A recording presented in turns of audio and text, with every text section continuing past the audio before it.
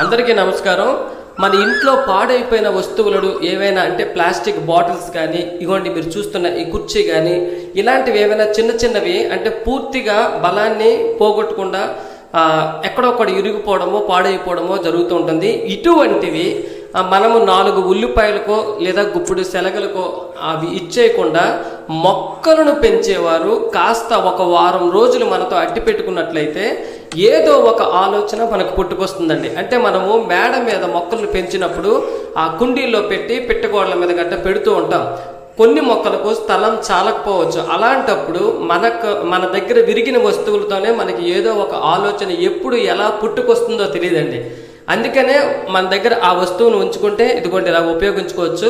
మీరు చూస్తున్న ఈ ట్యాగ్ను మనము ఇవి ఎలక్ట్రికల్ షాప్లో అమ్ముతారు. వీటిని ఉపయోగించి ఇదిగోండి ఈ తాళ్ళు ద్వారా చక్కగా కట్టి మొక్కను పెట్టుకోవచ్చు.